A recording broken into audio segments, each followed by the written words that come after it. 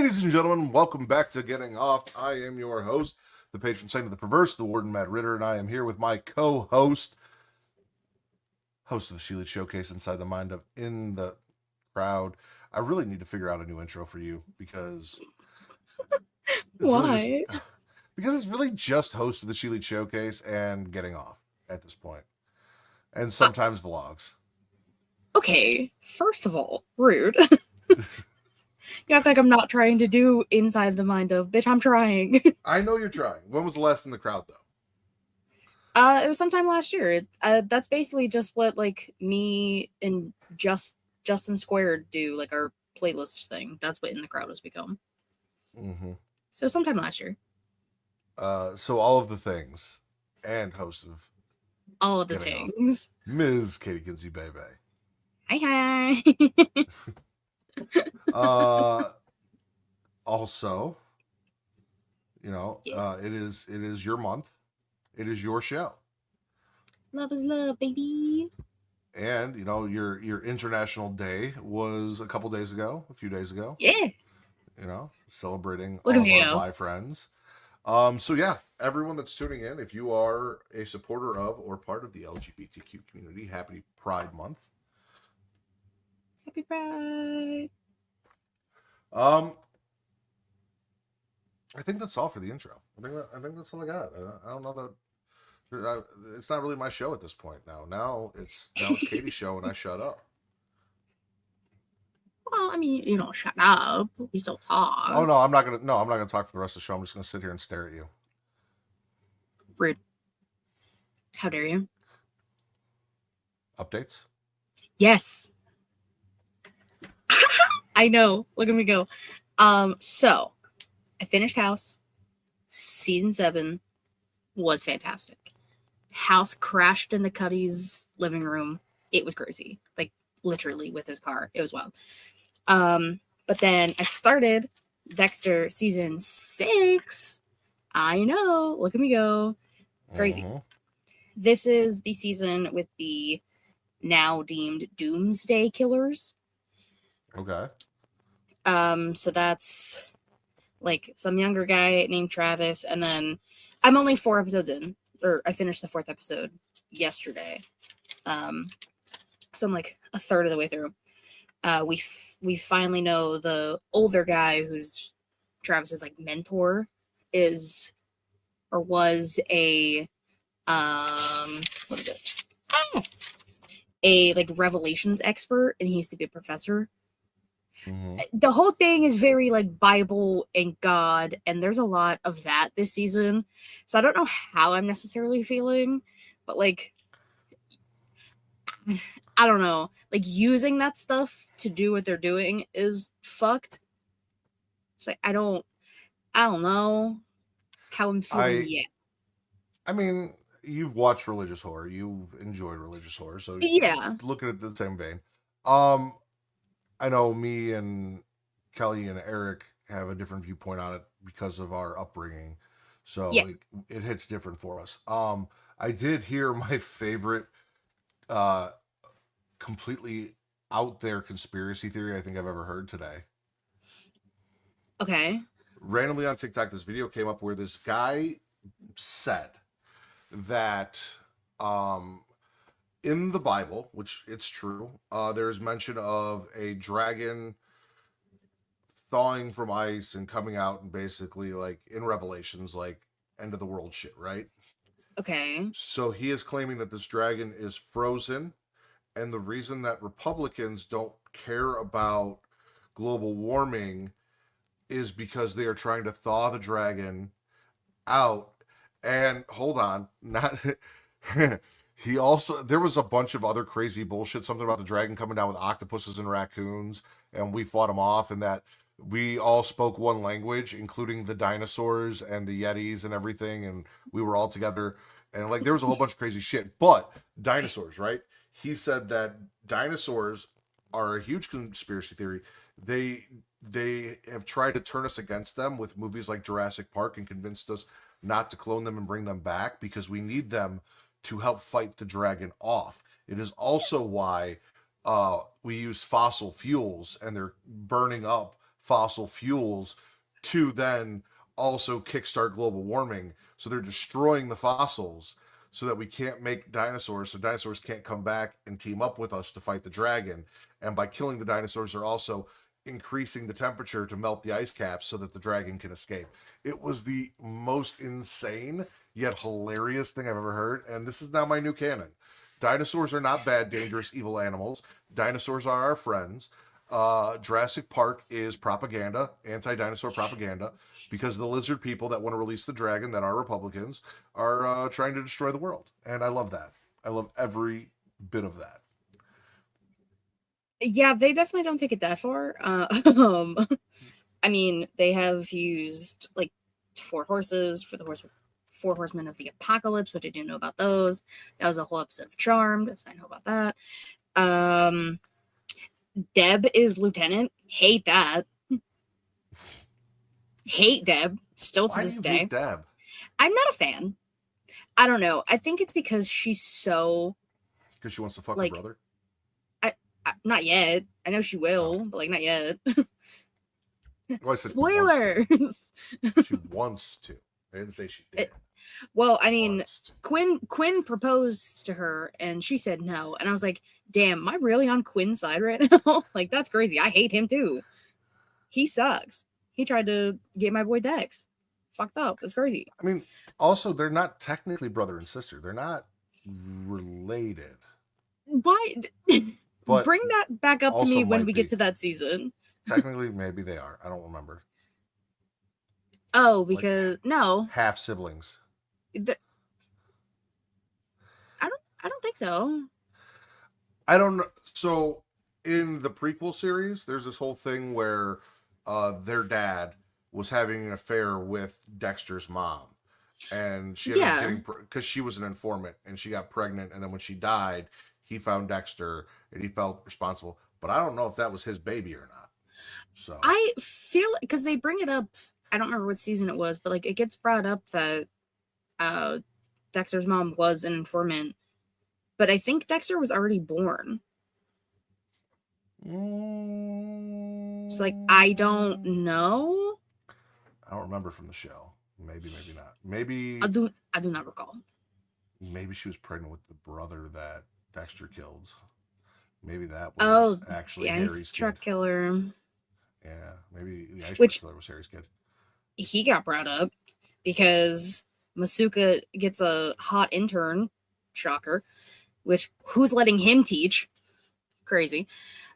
And she's obsessed. That's fucked up. I don't like that comparison. It's funny. Might be a little true, but like kind of fucked up.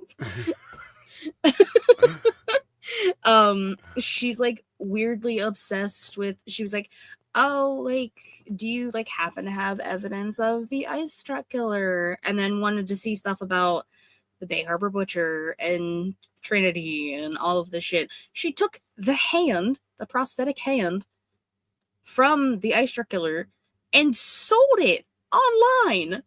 Mm-hmm. That's fucked. Yeah. That's evidence, bitch. It's also cash.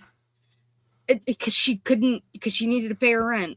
Why are you... Evidence... Well, hold on. Evidence to a crime where the killer is dead and nothing can be done about it. They can't prosecute him after the fact. No, but you need to still have that stuff in case something comes down the line later that's related to it.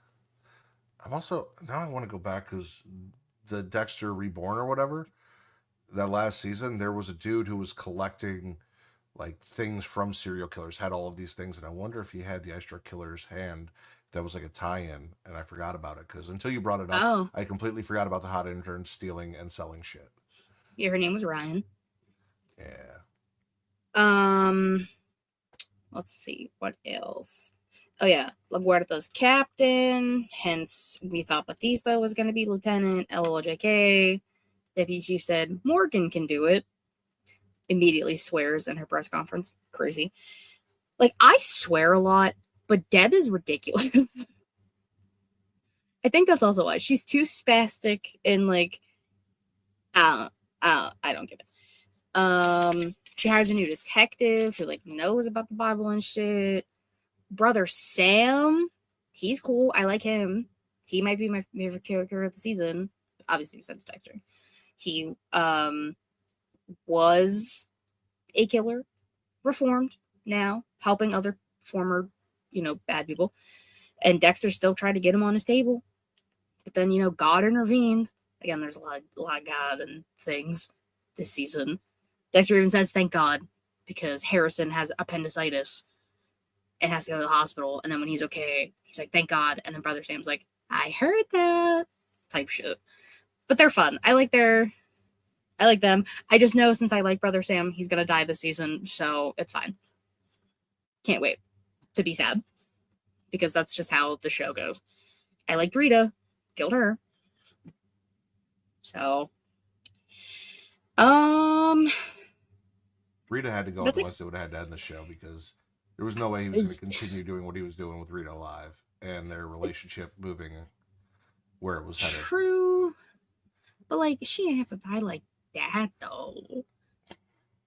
Like, that was kind of fucked up. Oh, and Batista's sister is babysitting Harrison. Because Dexter bought the apartment next door. Which is, like... Sister. She used to be on the George Lopez show. Really? I think. Did she have Amy Garcia? No. No. She wasn't a part of the flashbacks. She was part of, like, current times. The big heads were only flashbacks. Which, like, it's all I think about. It's so funny. Oh, but they're, like, the last thing of episode 4, before I, like, stopped watching and it was the end of the episode, Travis has sexual relations with a girl, and that's a sin. And the professor man was watching and then kidnapped the girl and then put her in a greenhouse with like angel wings and shit. And the cops go in and there's a tripwire. And then that basically borderline decapitates her. And then a bunch of locusts fly out. Mm-hmm. That was crazy. Like, this shit, they are trying to make it the end of the world. But, like, I like it. I like it and I don't like it. I'm not seeing George Lopez on her IMDb. Maybe it's not her, then. But, like, I've definitely seen her in something. Supernatural. Maybe that's why. Oh, no, yeah, no. Veronica Palermo, 20 episodes. George Lopez. There it is. Yeah, because she was, like, his niece. I know it wasn't crazy. I just didn't get far enough down. I know it wasn't crazy. But yeah, that's my... That's a lot for 4 episodes. Bro, we got new detective, new lieutenant. There was also the Tooth Fairy killer that Dexter hunted down, who was like that old man. And that was weird. There's a lot in the 4 episodes I watched. I don't really want to go back and rewatch everything now. You could. Well, no. So I watched Something Very Bad Is Going to Happen on Netflix. I finished that. And then I started watching the show Easy. And I think I've got 2 episodes left of that. But I've still got 2 shows on Netflix that I want to watch. One is from the creators of Stranger Things. And then I can't remember what the other one's called. But it's got... I think Tina Fey and Steve Carell and a bunch of people in it. And it's a new thing. So I've got shit to watch. So I don't need to go back and watch shit I haven't seen when there's new things to experience. Fair. That's fine. But all right. Anything else? For Dexter, no. I think that's like the main plot points of the first 4 episodes.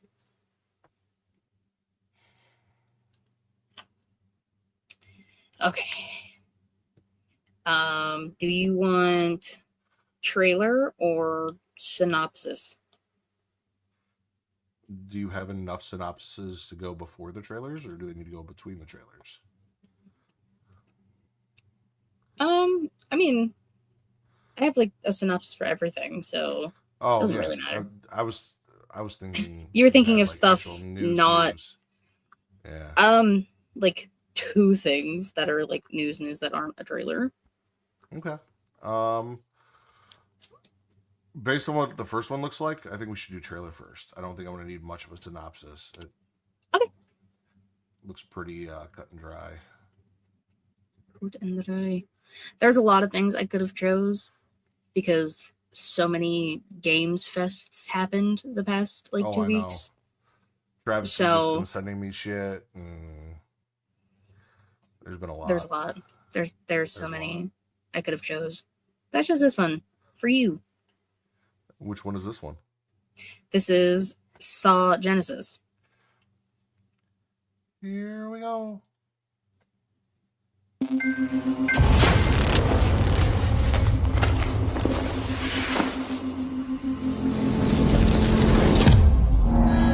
A 100 years have passed since the genesis of your legacy. They call you a monster, but I call you a prophet. Pain is our only true path to redemption. It strips away the lies that people tell themselves. Only then do they get to see what really makes them tick. I was completely wrong about the plot. A sacrifice must always be paid in blood. Live or die.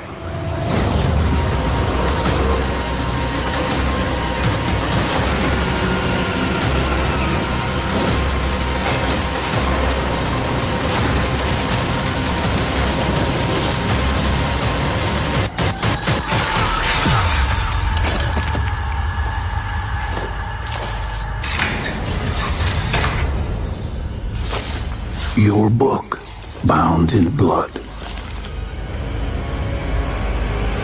inspires those who are worthy. Oh, hi, Billy. My The spiral bleeds ever deeper. Let the games begin.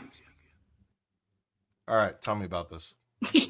Because it's not what you thought it was at all. At all. Yes. He said 100 years have passed, and I was like, what the fuck? So this is everything, of course, Bloody Disgusting has to say about it.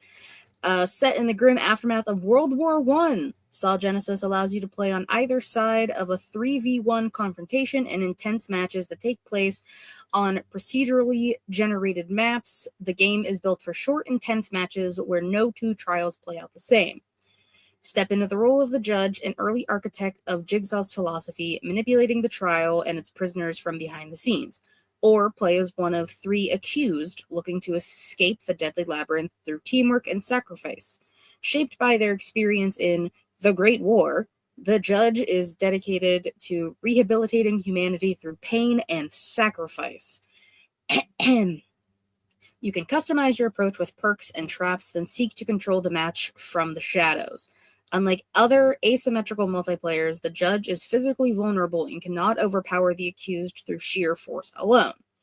Build your strategy around your character's distinct advantages, such as exclusive access to hidden corridors and a noise detection map, hallucinogenic gas and paralyzing toxins that distract and immobilize the accused, an accomplice that can be summoned to drag the accused into rehabilitation traps. Your goal is to rehabilitate the accused, making them choose between life and limb rather than killing them. Live or die, they make their choice.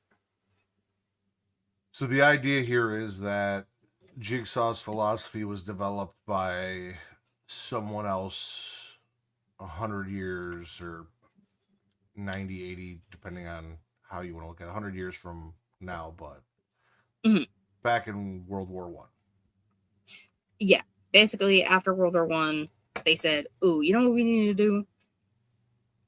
Make people pay for their sins like that. Everything is Bible. That I never read Genesis. I never read the Bible. I don't know any of that shit means. So it's a no for me, dog, on that aspect. But like the game is kind of, I like that aspect of you can be the person in charge, but then if they beat it, you're fucked. Yeah. It's like, that's fun. It's an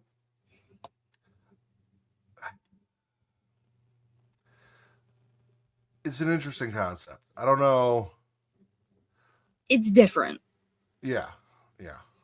It's like not like Dead by Daylight, where you, like, if you're the killer, then you can fuck them up, or vice versa. Like, if you're one of the people running away, then you can, like, hide and do all these things. This game, if you're the one in the 3v1, you can preemptively do all these things, but you can't, like, defend yourself. Yeah. So it's unique. It's fun. It's new. Yeah. Yeah. Again, Okay. so many trailers I could have picked. We're getting a new Resi game. Not really, it's another remake, but like Resident Evil Veronica. Yeah, I saw something about that. I was surprised that wasn't in there. Again, too many to pick. Until Dawn 2 official announcement trailer. I know. I could have just made it all of that, but to be fair, when I started doing my notes, all of the like game, like, weekends and fests and things hadn't happened yet.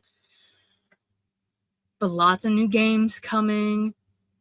We're getting a new God of War, new Tomb Raider. People are mad because women. Shocker. Final Fantasy 7. Oh, I didn't see anything about that, but like, that's more your thing. So I didn't even see anything about it at all, honestly. Finally, the third part. We got a trailer for it, so I'm stoked. See, listen, next year for games is gonna be baller. I might have to buy a PS5. Broke. I'm gonna have to cave. I have to buy a PS5. I need to play these new games. I can't do it. It sucks. Quick little aside. This is not a trailer or anything, but filming wrapped for Evil Dead Wrath. Hell yes. And we have a release date. We already had a Still no release plot. date. Oh no, April not 4th. Wrath. Burn. Sorry. Burn comes out July 10th. Say that again? April 4th, 2028.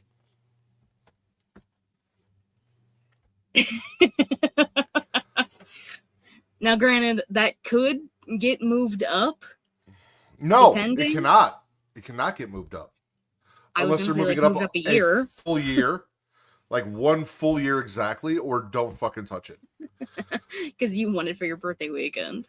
Fucking right. I haven't had one since my favorite movie of all time, Evil Dead 2013. The fact that you're wearing a shirtless is crazy. Yeah. And you didn't even know I was about to bring that up. Yeah. We still don't know the plot or anything. 4th, 2028? That's what it said. That's a Tuesday. Tuesday, isn't it? Well, yeah. Movies get released during the week sometimes. I feel like they get released on Fridays. Hey, that's what the thing said. I didn't say this. And then April 4th, 2027 is a Sunday, so I don't know. We'll see. Very suspicious. Don't be suspicious. Don't be suspicious. Which is the worst kind of suspicious. Hey, and I get Burn July 10th, so close enough to my birthday. Originally supposed to be like July 24th, and then they moved it up, and I was kind of mad. It's supposed to be 2 days after my birthday, so that's kind of fucking weird. It's fine. Okay. Next, would you like the description, or do you want to watch this trailer? And I did this specifically for you and Will. Okay. Tell me about Were Shark. Oh, let me fucking tell you about Were Shark. Comes out August 25th this year. A savage hybrid of shark and werewolf begins hunting the terrified residents of a quiet resort town, turning a summer getaway into a blood-soaked nightmare. As more mutilated bodies wash ashore, panic grips the coastline, and no one is safe on land or in water. A handful of locals must fight back together to stop the were shark before the entire town is devoured. And they say there are no new ideas in horror. When I Just tell saying. you and Will are going to have a blast based off this trailer alone. Well, let's find out.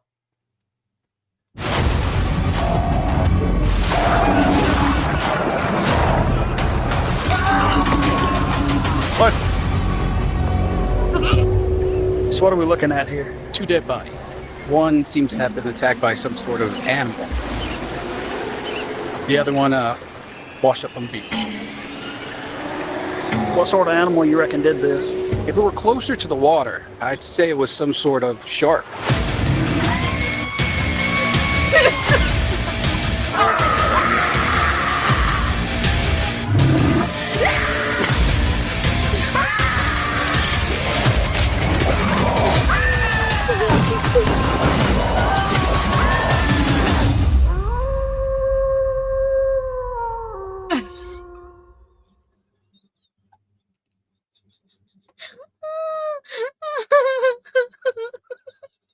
So I was asked recently, very recently, what is the worst movie that Will and I have watched? And it was Leprechaun the Beginning, which we watched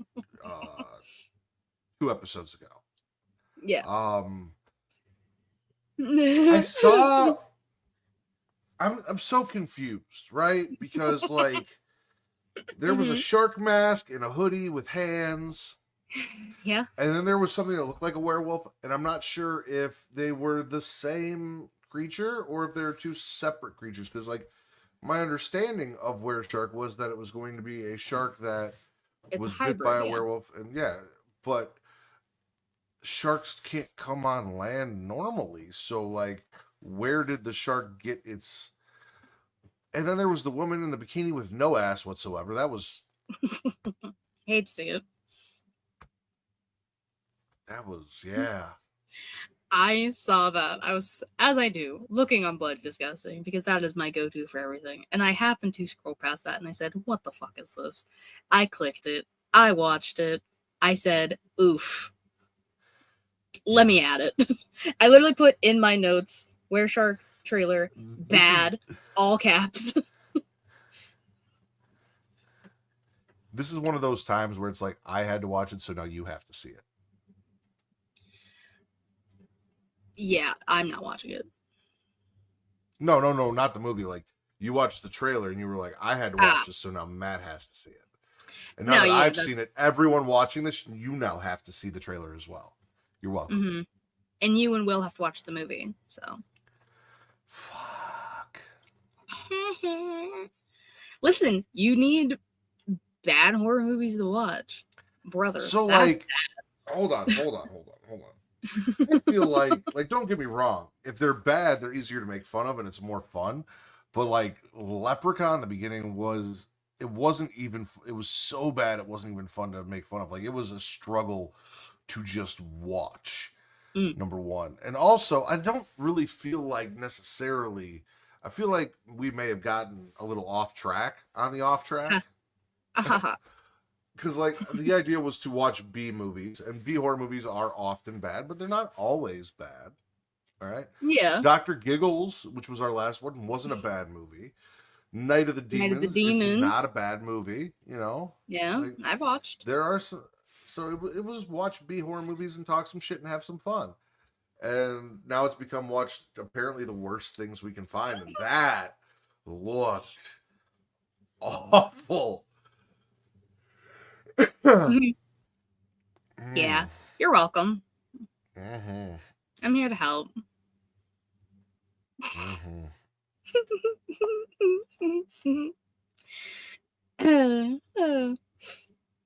Okay, my next thing before the rest of the trailers. It is a movie called Five Must Die. Five people have to die. You sure it's people? So, no, just 5 people. Just 5 people. No, I said, are you sure it's people? Yes, it's people. So, It's said to be a high-concept supernatural thriller that fuses the tension of Ready or Not and the meta horror energy of The Cabin in the Woods with the conspiracy edge of Men in Black and the supernatural flair of Ghostbusters. Okay. So, in Five Must Die, 6 strangers awaken trapped inside a sprawling mansion.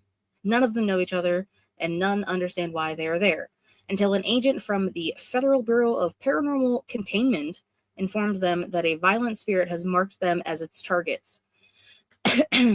As paranoia and fear and supernatural attacks tear the group apart, the mansion becomes a crucible where hidden pasts are revealed and moral choices turn deadly. The line between possession, free will, and vengeance begins to blur, and only those willing to confront their guilt may have a chance to survive. Sounded like a fun premise. Yeah. I don't know if all of those words that you said, I said a lot of words. when you were describing Cabin in the Woods, Ready or Not, Men in Black, and Ghost, I don't know if all of those concepts, those 4 coming together, make a good movie, because that just sounds Like a lot. Yeah. I But mean, you did say high concept, so I'm assuming they meant we got high when we came up with this concept. they might have. I don't know. But could be interesting, depending on if they do it like a good way, I guess. So, I don't know. I don't even like, I didn't have like a release date or anything. It was just like a picture and then like all of that information. So, I don't even know when it's coming out. Okay. So, we got that.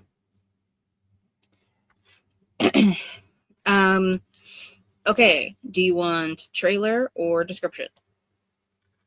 I've seen a little bit of this, but why don't you tell us about teenage sex and death at Camp Miasma? Yeah, I also don't know how to pronounce it, and it bothers me, and that's kind of why I didn't want to read it. Regardless, I knew I was gonna have to, but I did it for you. thank you so much. So in Teenage Sex and Death at Camp Miasma, after years of slapdash sequels and waning fandom, the Camp Miasma slasher franchise is handed over to an enthusiastic young director for resurrection. When she visits the original movie's star, one person, a reclusive actress shrouded in mystery, the 2 women fall into a blood-soaked world of desire, fear, and delirium. The movie's coming out August 7th of this year, and I do have a list of people who are in it. Hannah Ironbinder, I don't think I pronounced her name right. Gillian Anderson, she was in X-Files. Then Jack Haven, who was in I Saw the TV Glow. Amanda Fix from Low Lives. Arthur Conti from Beetlejuice. Eva Victor from Sorry Baby.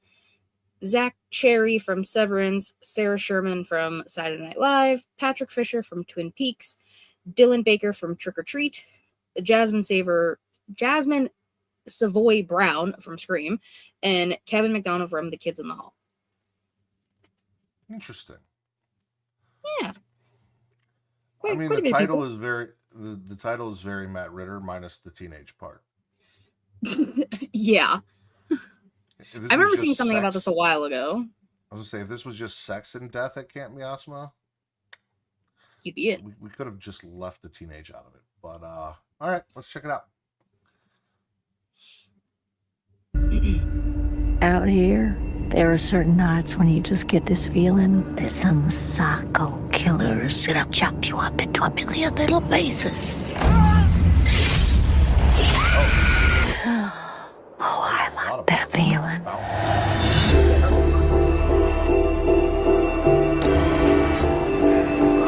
I don't want to make another dumb sequel in the Camp Miasma franchise. I don't want to make a remake of a remake of a remake. I want to make something that feels fresh and new.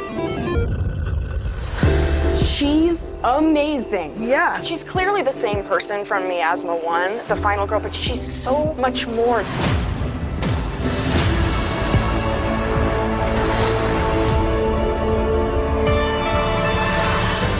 did you choose to live at the abandoned sleepaway camp from the first film? Someone's gotta be here when little death comes back. Little death isn't real. Well, not with that attitude, he isn't. If you've seen his movies, you know he always comes back.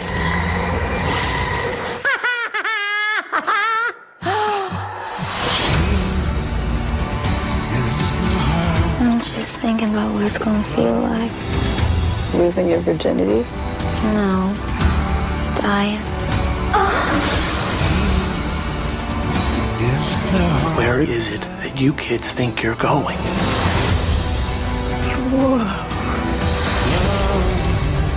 Sex seems so easy for so many people, but I've never been able to get there with someone else unless I'm really far away in my head. Can you feel it? It's rising to the surface now. Where? Oh, it's happening! It's happening! Can't be asthma.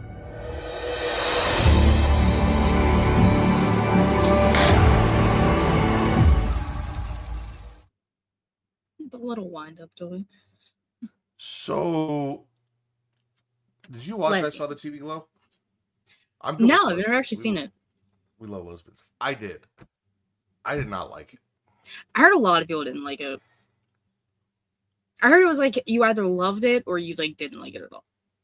Yeah, no, definitely. And judging from what I just saw, this might be something that I watch when it drops on streaming and I'm bored and I have nothing else to watch. I'm like, fuck it, let's throw it on, which is what I did with I Saw the TV Glow. But as soon as I saw that it was from the same person who made I Saw the TV Glow, I was like, yeah, I don't think this is going to be for me. And then there was like the faces in whatever the fuck it was. And like, I think they put a VHS and a belly mouth thing. And that was the thing, was I Saw the TV Glow was just really fucking weird. And this looks like it's going to be really fucking weird. Yeah. So. That tracks. I don't know. We'll see. We'll see. I don't know. Really fucking weird really isn't my bag. Like, weird is okay, but like really fucking weird is you draw the line. Mm-hmm. That's fair. Okay, well, I have one more, and then you have the Halloween one, right? Are we doing that? I don't. No? I mean, we're gonna do it, but I don't have it. Reek had it. Reek sent it to us. We can't just leave the Havoc Hour on YouTube 2974 or whatever the fuck it is. Yeah, I was gonna say, please do not get those numbers right. That'd be crazy. I would lose my mind if those were the numbers. I don't think they are. I think there's a 1 in there somewhere. That's too funny. I was gonna say he brought it, but I was like, you have it like in your queue, is what I was saying. Yes, I do. Before that, we have a book of the Bible to talk about. Okay. Oh, is that this? Yes, yes. Oh, I don't know. I know you don't. You can't say that and expect me to know. Sometimes I don't know if it's surprising that you don't know that that's a book of the Bible, or it's just sad that it is surprising to me that you don't know that. The Outsiders? Outsiders is good.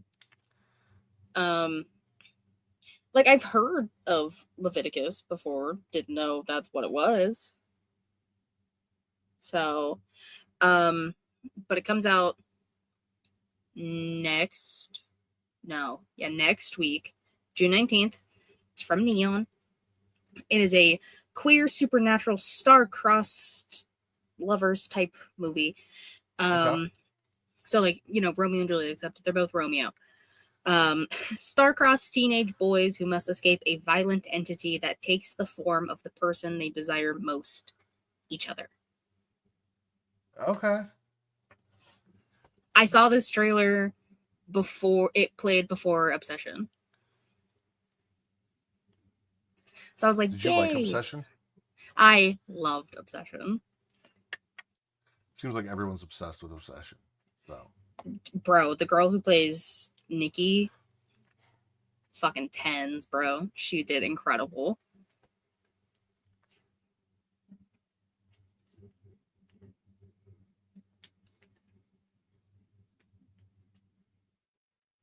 Well, we're gonna have to see what happens in the trailer.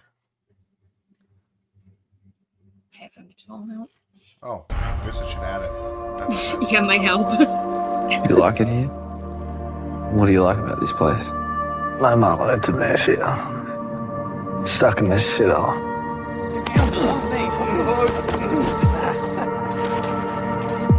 So, there's nothing you like about this place? Nothing.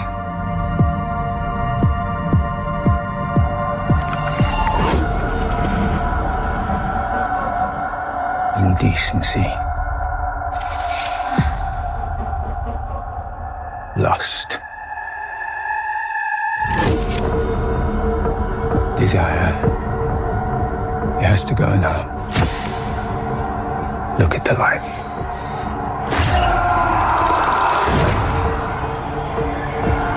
Ryan? You okay? You see anything that looks like me? Don't go near it.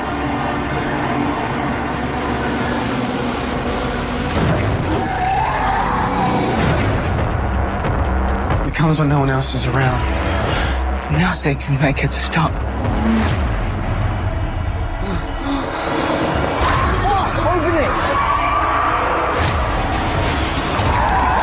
It's gonna kill him!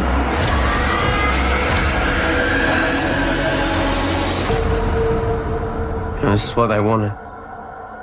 They wanted us to be scared.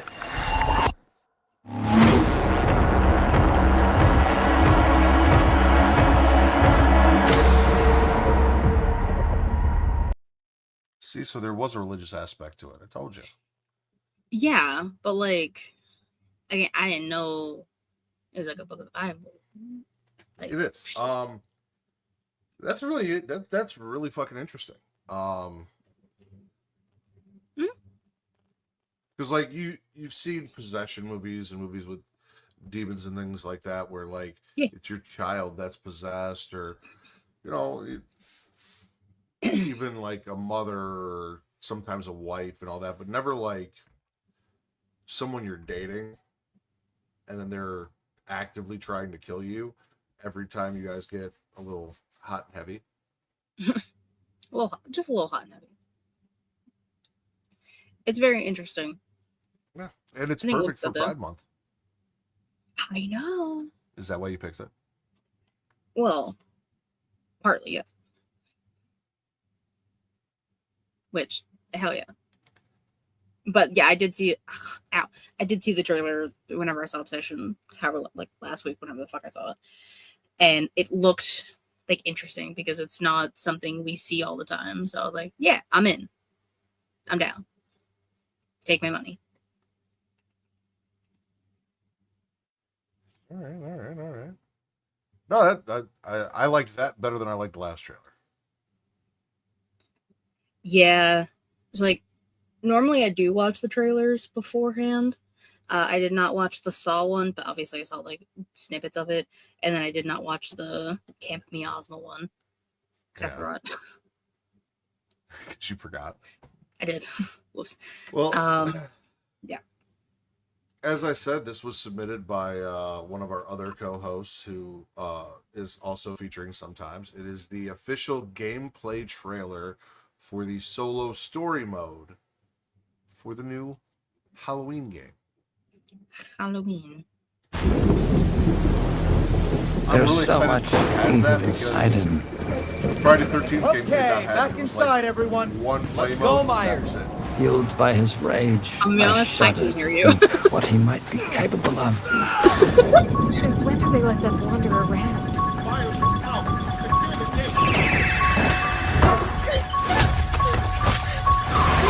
I knew what would come next. Every soul unfortunate enough to cross Michael's path would suffer. No one knew of the evil that was walking among them. Unreasoning, relentless, evil. But sometimes I think the truth was something much more terrible.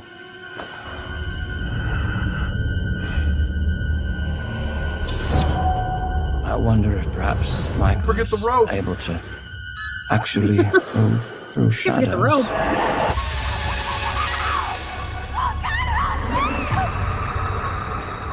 September 8th. Yep. I kept clicking remove, it wasn't removing it. Remove. Yeah. Like what I said that you didn't hear was I like that we have this because it's something that the Friday the 13th game did not have.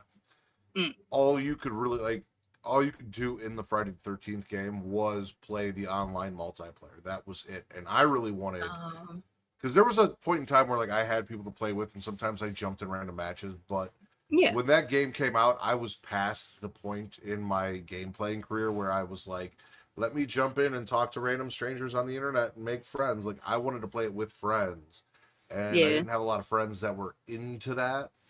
So I would have appreciated like a solo story to play in that, and getting to play through what essentially looks like the first Halloween as Michael Myers, making his way out of the sanitarium and back to Haddonfield is really cool.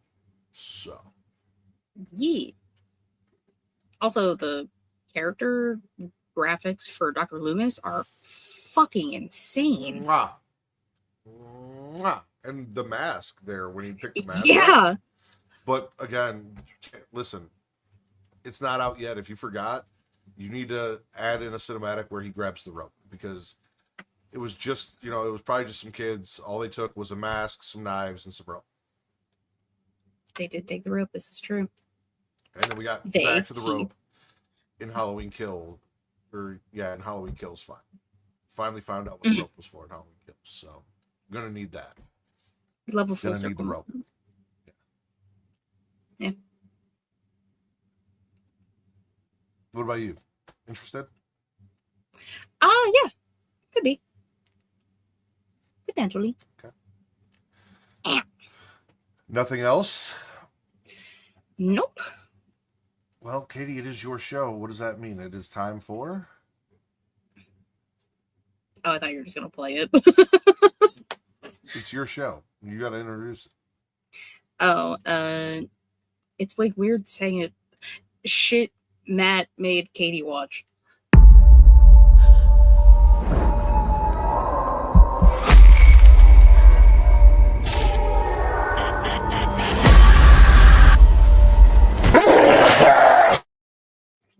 Boop. And what shit did Matt make Katie watch this week? Pumpkinhead from 1988. Did you notice any familiar faces in this? That main guy looks so familiar, but like I don't know why I know him. And I didn't look it up because I wanted you to tell me. He's Bishop.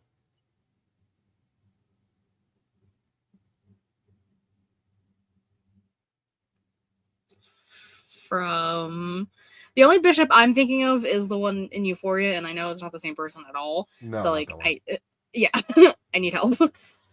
Let's see, from Aliens 3. Oh, that Bishop. Okay. Lance I forgot that's what his name was. Henriksen. Yeah, that guy. But a very young Lance Henriksen. Also in this was Dick Warlock, who famously played Michael Myers. And Mayim Bialik.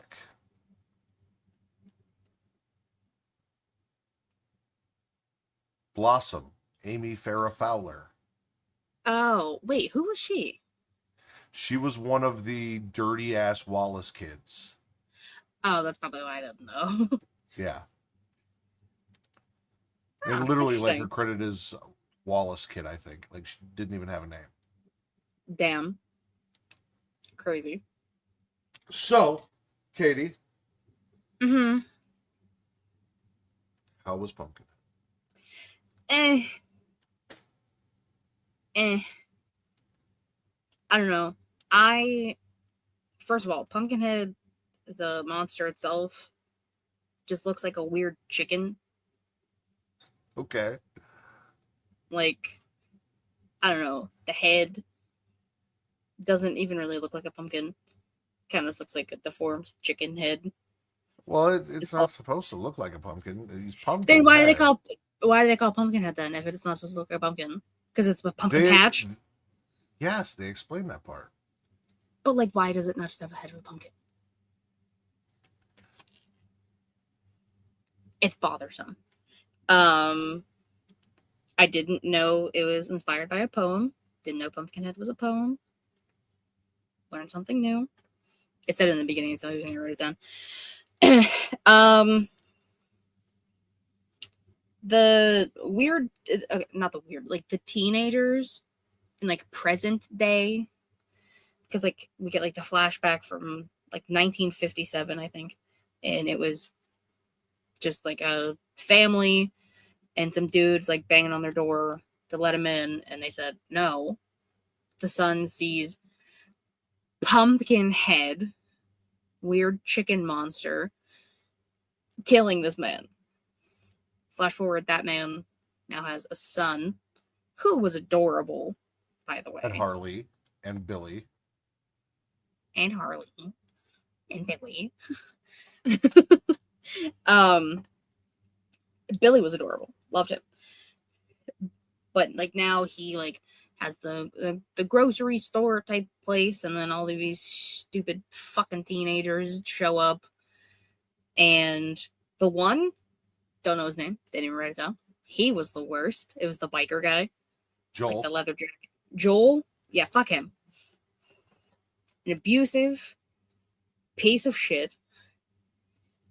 Kills Billy because he's stupid and he was drinking and riding his motorbike for whatever reason right there. Okay, then, hold on. Let's okay. I don't disagree with your characterization of Joel. I Okay. don't disagree. I said I don't disagree. I do not. I'm here, disagree. but I'm waiting for a but, Okay. so I'm very curious. That was not Joel's fault. Billy dying was not Joel's fault, because Steve also almost hit Billy because Billy ran out where they were. I was trying to figure out why they tackled that girl and stopped her as she was trying to save the fucking kid. But he saw a bike fly past him and then just stood there dumbstruck as another bike came flying past him. They came off a cliff. They couldn't see the kid. It's not like he was drunk and not paying attention and just ran the kid over because he couldn't stop. Like, he came up and just kind of landed and didn't even really hit the kid, to be fair. That was, see, interesting because, like, yeah, like, it looked like he kind of just, like, clipped him a little bit. Mm-hmm. Didn't expect Billy to just die. That was shocking. Billy is an adorable kid, but apparently made of paper. Well, I mean, they're living out, like, in, like, the boonies, so...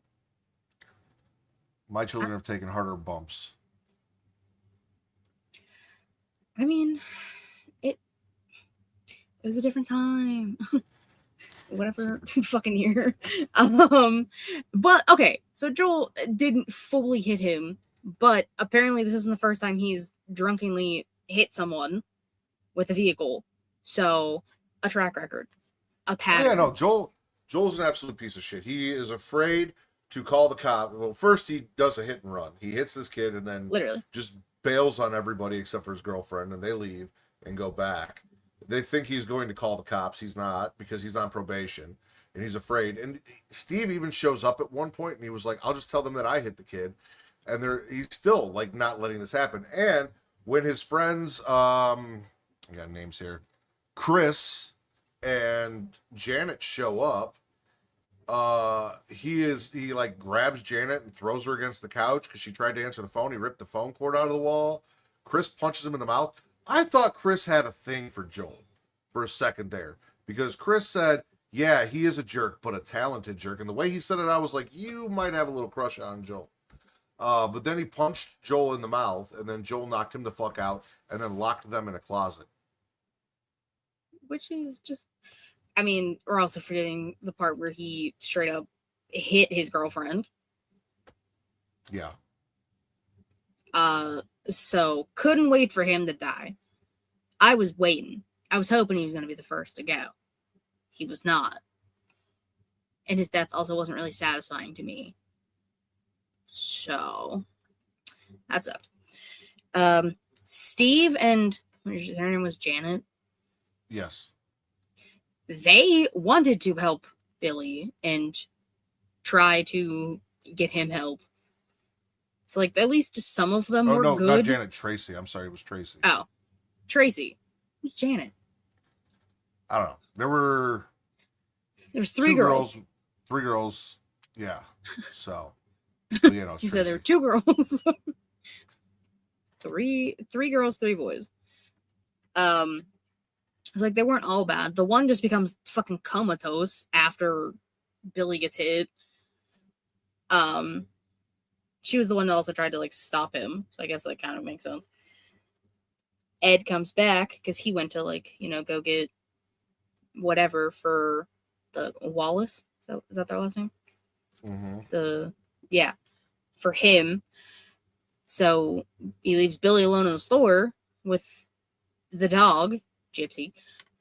And then Gypsy gets out, thus leading to the events we talked about. Ed comes back, pissed beyond our relief because, like, obviously, Steve's still there because Steve was gonna like wait for them to go back to call cops. So at least somebody stayed with Billy, I guess. And then Ed gets all upset because these random teenage douchebags killed his son. Understandably so. Goes to the Wallace family and is like, hey, there's like a witch lady who lives out in the woods. I know she can help me.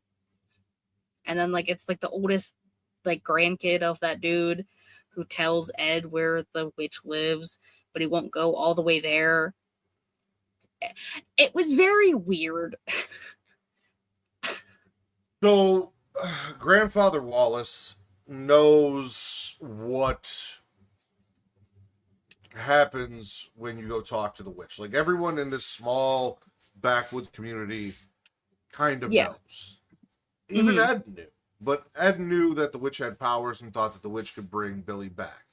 So he goes and makes his delivery, and he's like, hey, where's this witch at? Because he knows Wallace knows. And Wallace is like, nah, bro, just go bury your kid, go home. It's not worth it. Go home. Bunt was the name of his child. Bunt is a little shit and doesn't listen at all to anyone. So Bunt, after Grandpa's like, go back inside because he knows this kid's a little shit, runs out, stops Ed, and he's like, the witch's name is Haggis. And what are you going to give me if I tell you where she lives? And he passes him a 10. And he's like, all right, she lives up here. And he goes, hop in the car. And he's like, no. He's like, you're going to take me. He goes, well, I'll take you a certain distance, but there's a point where I'm going to stop. And then you're going to have to do it yourself. So Ed goes up, carrying his dead son, to this fucking swamp up on the hill, into this witch's house. Yep.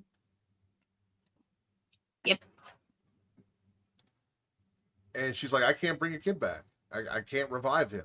But I can do something else. She's like, why don't you go to this old... Yeah. Go to this pumpkin, like, graveyard thing. Hold on. Razorback Hollow. She's like, there's an old graveyard at Razorback Hollow. Go there. Dig up this grave. And this is the craziest grave I've ever seen because it was, like, elevated. You had to climb up it to dig down. It had pumpkins growing on it. And then he's going to grab Billy. And she's like, nah, leave the kid. It's cool. So he goes and digs up Pumpkinhead. Brings Pumpkinhead back. She gives him a little Ed's blood. Nice little bath. The demon awakens. The demon avenges. So the whole idea is basically you are connected to the demon and the demon gets vengeance. So, like, you need to really be sure that this is what you want because there's only 2 ways to stop Pumpkinhead. One, he kills everyone that you have listed as a target. Or 2, you die. Yeah. Well, And that's basically the movie. Is like Pumpkinhead is on a little bit of a rampage. He loves throwing and dropping bitches. That's a signature right there. mm-hmm. That's all this weird little creepy chicken demon does. It looks like a That thing's chicken. like I'm 9 feet sorry. fucking tall. It's weird. It looks like I don't. It looks like. Okay, you've seen like the 90s Teenage Mutant Ninja Turtles movies, right? Mm-hmm. It looks like not. It looks like the turtle, not obviously the 4, but like Razor, the babe. I think. Yeah, it looks like Taka that, is. except Either Taka or Razor. I don't one remember of the which. two. It looks like that, like as an adult, but without the shell, and like more deformed. That's all turtle, I kept thinking not about. a chicken. But regardless, no pumpkin head. And it's weird and it's stupid. I mean, it's got a big, weird, deformed head. It definitely does have that. Yeah. And kind of like the face of a like. Think of Trick or Treat when Sam loses the sack and you see his pumpkin head. Kind of a similar face actually, but his was orange and this one was gray. But feature-wise, Sam's adorable and this one's weird. No, it is, but I think it's a really cool monster design, actually. It is, but like all I kept thinking is that it looked like a weird adult deformed chicken / taco or razor, whichever one. But yeah, Pumpkinhead goes through killing Joel and his friends. Steve is the first to go, and Steve was like, "I want to help," and like stay behind. That was fucked up. Until we're left with just Chris and Tracy. Yes. And Pumpkinhead is hunting them down. And the other thing about this, the vengeance demon is, because you are tied to it, as it is killing people, you get what seem like painful visions of what it is doing to these people. And eventually Ed's like, this isn't what I wanted. I can't take this. This is fucked up. It needs to stop. And she's like, you can't stop it. And if you try, you're going to die. That's the ultimate sacrifice. Ed still feels bad for sticking the vengeance demon on these kids. Goes out and tries to save them. Which is my favorite thing is Joel's death. Because Ed shows up and shoots it. And then Joel goes over and they're like, hey, you don't know if it's dead. And he shoots it in the head and he's like, it's dead now. No, the fuck it's not, Joel. And it's been so long since I've seen Pumpkinhead. I was like, this demon is not going to shoot Joel with that gun. Please tell me he does not fire a rifle. And he didn't. He shoved it through Joel, which was good. But he was holding it. I'm like, please tell me he's not going to shoot the gun. I really did think Pumpkinhead Chicken Demon was gonna shoot him, and I was like, that's weird. But no, he's just using it as like a bayonet. But like, I just wanted his death, like Joel's death needed to be more satisfying because he was the worst character. Like, I needed him like torn apart, ripped to shreds type shit. Yeah. Like, his death was not satisfying to the crimes he committed. Also, we only find out that Pumpkinhead is hurt when Ed is hurt, when Ed gets bit by a dog and Pumpkinhead reacts. Yeah. It's like it's a weird, like, it's not like a conduit, but maybe conduit is the word I'm thinking of. I don't know. Maybe. But like two separate entities, but can feel each other's pain and everything. Yeah. So I don't know. I truthfully don't understand how they made more of these movies. Really? Like, how? I'm assuming they all, again, haven't seen all the other ones, don't know how many there are. I would have assumed that, like, they'd all be, like, the kind of the same thing. Like, the person summons Pumpkinhead and then either realizes their mistake and ends it themselves by ending themselves, or lets Pumpkinhead run its course. And then I don't know what would happen after Pumpkinhead runs its course. Does it just like die on sight? Or the people that are being hunted figure out the connection and go to kill the guy that sick Pumpkinhead on them to save themselves. Okay, so a secret third option was just announced. Fine. That's fine. I mean, all that has to happen is the person that summoned the demon has to die. So if they figure out that that's how to stop the demon, then you go kill the guy that summoned it, you know? I believe there's one where it's like almost not quite Romeo and Juliet, but kind of. There's like two feuding families who have been at war and they've been killing each other back and forth. And there might be like a romance between them in there. And one of the families sicks the demon on the other family. And it's a whole thing. That's crazy. Yeah. That's fucked. Ow. There's a couple. I feel like this is a case of kind of like Night of the Demons, where Pumpkinhead 2, like they flushed out the idea here, and then by Pumpkinhead 2, it's better, if I remember correctly. Interesting. Okay. But really, they built that fucking monster, and that's what this whole thing was sold on, was that fucking monster. Like, I mean, I get it. Probably why the kills were a little lackluster. Plus, I mean, late 80s, and that's kind of what you got in late 80s when you think about like Jason.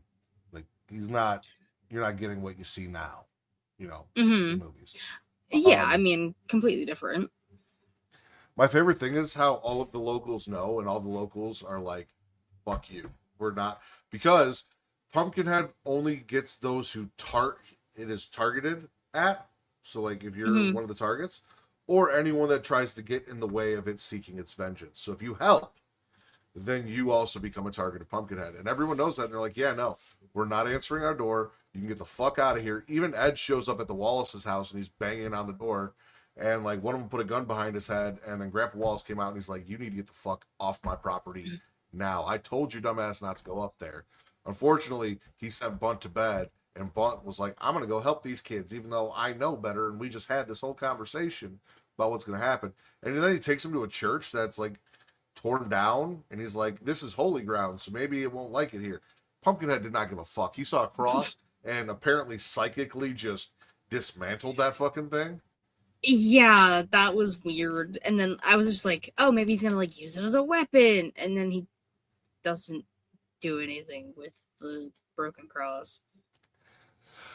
Instead of making you watch Pumpkinhead 2, it's been a while. I'll watch it first, and if it's worth your time, I'll put it on the list. Okay. We'll revisit it to see if you like it better than this one. Okay. But yeah, the allure, I think, of this movie in the horror community, especially back then, was the monster. And at the time, how cool the monster looked. Because it also, you know, you talk about, you know, this or that, but it also is reminiscent of a xenomorph a little bit in like the body structure and the elongated head and things like that. So, yeah, makes sense. And you had to know a sequel was coming, because at the end of the movie, after Tracy shoots Ed and Ed and Pumpkinhead die, Haggis takes Pumpkinhead back to his grave and reburies the body. Yeah, but it's Ed she buries. Ed is Pumpkinhead. They're connected. Yeah. So, like, are all of the Pumpkinheads are people who summoned Pumpkinhead? I don't remember 100% on the lore on that one, so. I mean, if you're saying Ed is now Pumpkinhead because they are connected. Well, I believe the way it works is there was an original, maybe like the first child person thing that was killed was resurrected as the demon by its father or whoever was seeking vengeance. And then when the demon died, that person then became the new conduit for the demon. And it was passed on, you know, once the demon has either completed its work and or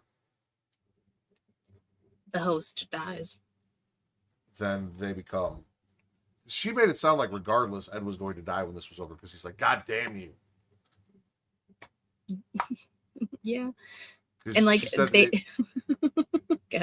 something like it's it's a heavy price to pay, and then she's like, yeah, you're gonna die, and that's the final price or some shit like that.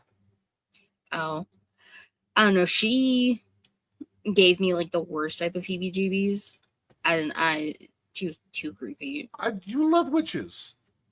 I do, but like, I don't know. Something was a little too off about her. I was suspicious. I assumed Haggis was Hagrid's sister. Don't do that. Hagrid and Haggis. Just because the names are similar does not mean. Clearly, she went to the dark arts. Like, no, she's a Slytherin for sure. She had to have a hand in resurrecting Voldemort, because we know that she resurrected Pumpkinhead. She's the reason Voldemort is who he became.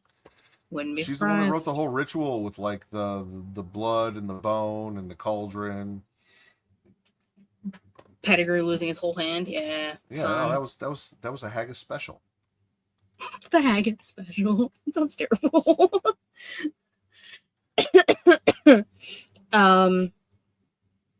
Yeah. I don't know. My notes when you're talking about like you had like the specific name of the graveyard and everything, I just said a witch sends Ed on a side quest. That's how I described it. Razorback Hollow sounds ominous, but also is kind of a cool name. I mean, it is a dope name. I did actually just like either not hear it or because I just watched it on Tubi because like I didn't feel like going through your thing because I was just like, it's right there. Didn't give me subtitles. And I was pleasantly annoyed. Yeah? Pleasantly annoyed? Pleasantly annoyed. Okay. Pissed me off. I need my subtitles to hear my movie. Bullshit. Yeah, I don't know. This was, I mean, obviously not the worst thing you've made me watch. But. Well, that's good to know. I don't know, it's not, didn't really feel it. I don't know, I feel like maybe I expected more from it, maybe, I guess. And it did take like a while, but like after the beginning flashback, it took a long time to get to like Pumpkinhead, it seemed like. So maybe that's also why I wasn't really feeling it. Well, yeah, it's the first movie in a franchise, so they're building to it. They probably didn't have a large budget, you know. All their money was spent on Lance Henriksen and the fucking monster. Chicken Demon. Chicken Turtle Demon. Chicken Turtle Pumpkin Demon. So, like I said, I can't remember because it's been so long since I've watched these that I feel like we get a little bit more to the point in Pumpkinhead 2. We get there a little quicker. Okay. Almost like we already start with like the person dead and they go to the witch looking. I don't remember. It's been a long time. It's been a really long time. Damn. So. I mean, that's getting to the point if I've ever heard. Well, how many Pumpkinhead movies are there? I don't know. I'm going to guess. I'm going to say 6. That's my guess. I think that's too many. Listen, some movies have way too many movies or sequels. All right, Pumpkinhead film series. Films. Pumpkinhead. Pumpkinhead 2 Blood Wings, which came out in 1994. Damn. Then in 2006, we had Pumpkinhead Ashes to Ashes. And then in February of 2007, we had Pumpkinhead Blood Feud. Okay, so 4. Yes. Okay, so I was close. And 2 is looking at this and seeing who's in it. It's the one I remember the most. So. Oh. Okay.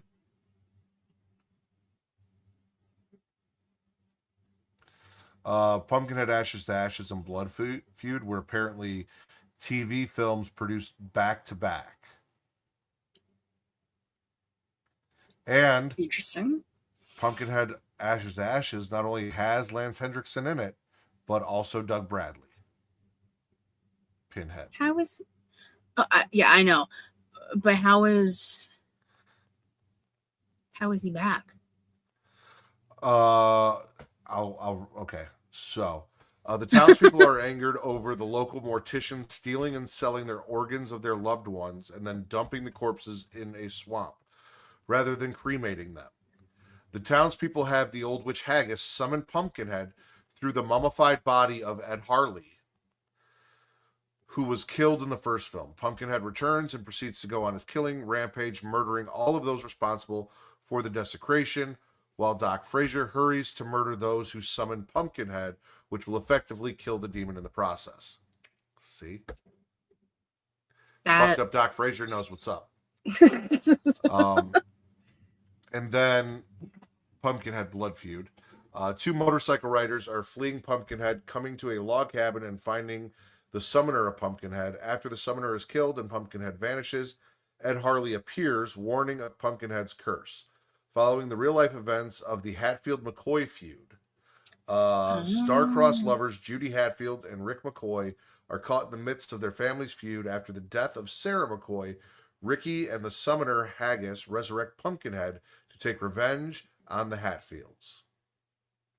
It's always the fucking... I said Romeo and Juliet, and I wasn't far off. Yeah. There's, I will. There's also apparently a reboot of the series in the works. Why? And then the one that I remember the most, too. The film follows Sheriff Sean Braddock and his daughter Jenny coming to the town of Farron Woods. An orphan who is the offspring of Pumpkinhead, Tommy, was killed 35 years ago in the town by a group of teens. In the present day, Jenny and a group of teens, including Denny and the son of Tommy's murderer, Judge Dixon, inadvertently resurrect Tommy in the form of Pumpkinhead. Pumpkinhead then terrorizes the town, killing many of its inhabitants. So Pumpkinhead 2 doesn't necessarily follow the lore of Pumpkinhead 1, whereas Ashes to Ashes got back to Pumpkinhead 1. But it does have Soleil Moonfry in it and Amy Dolenz, and it's the one I remember the most when I think about Pumpkinhead. So, Okay. which is weird because I feel like that happens in a lot of these franchises, like these older franchises. Like, there's one movie and it's never the first movie that I remember the most. Yeah, and it's always the first movie that you make me watch first, and you're just like, oh, I didn't remember that. Or it's like Children of the Corn, where you maybe watched the first one and then we watched your favorite one.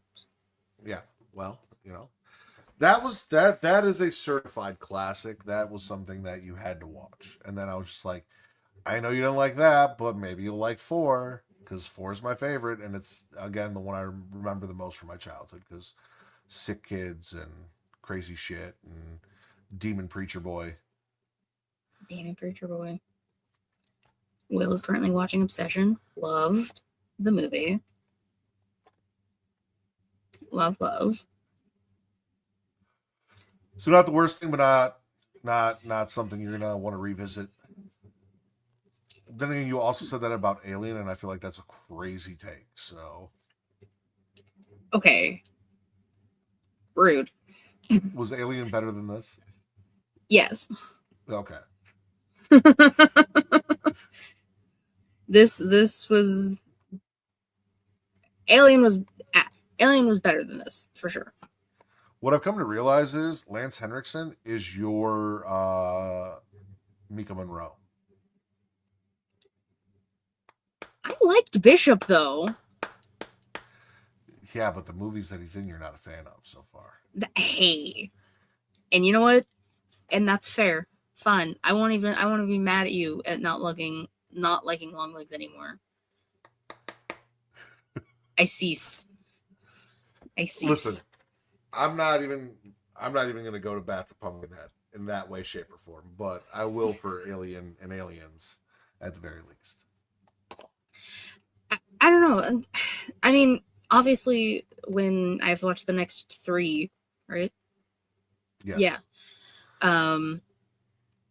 At least like now, like I know, like the first 4, and like I know things about it, and they're like newer, so I might enjoy them more. I don't know.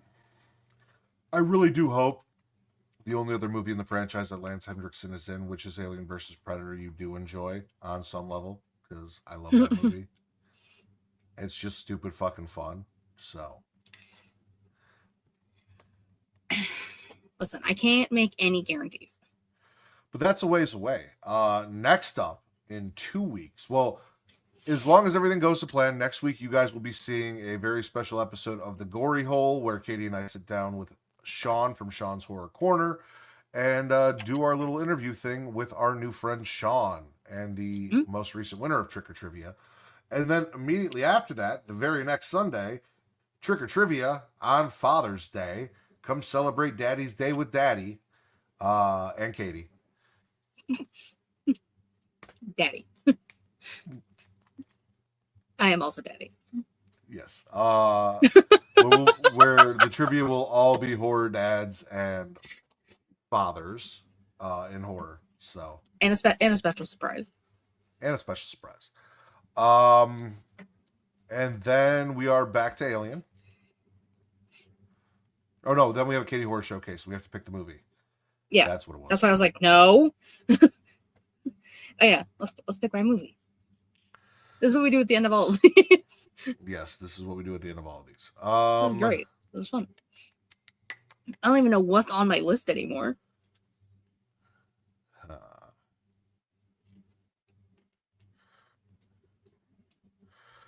The Fly, which you are actively avoiding Jeff Goldblum because body horror. Mm-hmm. From Hell, which is Johnny Depp and Heather Graham, I think. Okay. It's Jack the Ripper-ish sort of thing. Green Room, which is Nazis, killing Nazis. Punk band. Yes, you have talked about that before. Again, the Fast and the Furious prequel, Joyride. Okay. We got a little bit of Kevin Bacon in Mirrors. Kevin Bacon. Mirrors is about a mirror that a haunted mirror, or it's a whole thing, but basically like the evil moves through mirrors and kind of like Oculus, but not quite like Oculus. I was gonna say it's giving Oculus, but okay. Night of the Living Dead, we can either do the original or the 90s remake. Okay. I've done the original with Sean, actually, over on Sean's Horror Corner. Prince of Darkness, which is a John Carpenter movie and does star our beloved Dr. Loomis as a priest. Interesting. Okay. Reanimator. I've heard of. Definitely something you should check out. If you're in the mood for some more religious horror, there is The Reaping. Okay. They Live is on the list with one Roddy Piper. I was gonna say that one I've also heard of. A little more sci-fi. Bordello of Blood. We can go back to Tales from the Crypt. Back to my little dude. Back to the Crypt Keeper. We still have Candyman 3, Day of the Dead. I forgot we still had another Candyman. Yeah, and you make me want, and you want me to watch it because you're evil. Tucker and Dale versus Evil. Well, that's just so you can complete the When the fuck did that get on the list? I forget when we were going through. I think it was during the horror comedy thing. Oh, okay. I was like, I don't remember that being on the list at all. The Burbs with one Thomas Hanks. Mm-hmm. Or Vinnie the Pooh, Blood and Honey. I can't do Winnie the Pooh. It's gonna be the last thing we ever do. I'm gonna hold it off so long. I'm gonna keep finding movies I've never seen. So I guess the question is, you've been watching horror movies, you've been watching Obsession, you know, you got your sci-fi fix with Alien. This was supernatural horror.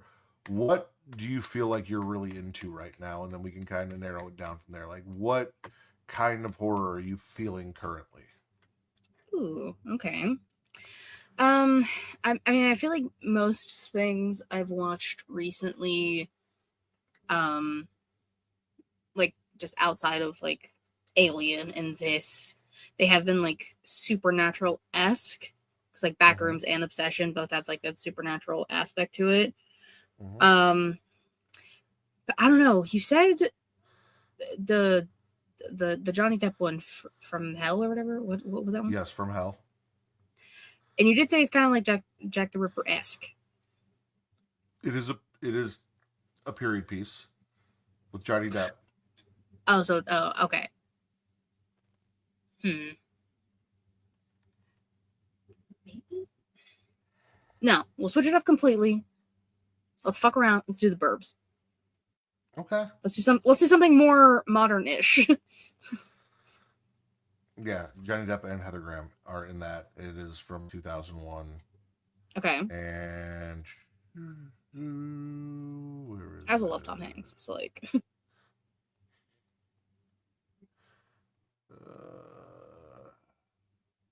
takes place in 1888 London.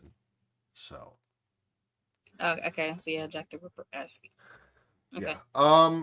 Yeah. No, we can do the Burbs. Funny thing about that is, I hope this. Oh well, fuck. So no, so it won't be. I was gonna say I hope this coincides with. I feel like this is going to be. Did you watch the latest Gracious Conversation?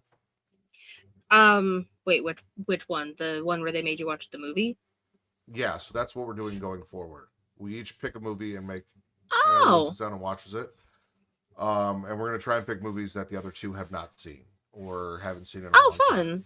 Okay. And I don't think Travis and Mara. I know Mara hasn't, but I don't think Travis has seen the Burbs either. So that was actually going to be my pick. I'm going to make them watch Evil Dead 2. Not Evil Dead 2, but as well. Yes. I was gonna go Burbs first. And if not Burbs, Nothing But Trouble. Okay. So I was hoping, I'm like, oh, maybe this will coincide where I get to make you watch it and I get to make Travis and Mara watch it. Maybe I'll have to map that out and see if I can make that happen so it's like the same week. Okay, I mean, well, you have a month. Yeah, so. But. Yeah, because I feel like there's been a lot of stuff recently that's come out that's like Burbs-esque. Not burlesque. Including The Burbs. The Burbs. Is that the remake with Keke Palmer in it? Yes. Okay. And then there is a show that just came out, I think on Netflix, with like Alfred Molina, where he goes into like a retirement town thing. Okay. And I feel like when I saw part of the trailer, it said something about it being kind of like the Burbs. So I feel like that's just like a theme recently. Yeah. So I'll jump on the bandwagon, I guess, though. Watch the Burbs. So I'm gonna mark that. The Burbs. Oh, it's not the same color pen. It's gonna bother me. Gonna delete Pumpkinhead. Mark the Burbs. The Burbs. All right, Katie. Tell everyone where they can find you. Yeah. You can follow me on Twitter, KatieWrestling13, the link tree in my bio to say everything She Elite Showcase, twitch.tv/She Elite Showcase, and youtube.com/She Elite Showcase. This week, we are going Wednesday night at like 10:30 Eastern-ish. I got a Pirates game to go to on Thursday, and it's the Pride game, so like priorities. So I'm making sure we're doing the show Wednesday night. Yeah, I tried to have a interview up, but that didn't happen. So other things will be coming to the channel eventually soon. So you can check everything out there. All right. Hey Joseph, you caught us at the end of the show. You guys can follow me everywhere at Getting Off, TikTok, Threads, Instagram, Blue Sky, all of those places, as well as here every other Sunday live for this show. And like I said, in 2 weeks on Father's Day, we have Trick or Trivia, so please come join us for that. And I'm not going to do the other one that I've been doing. What we're going to do this time, Katie, is now that the show's ended, it's time to put the lotion in the basket, bid farewell, and close the casket.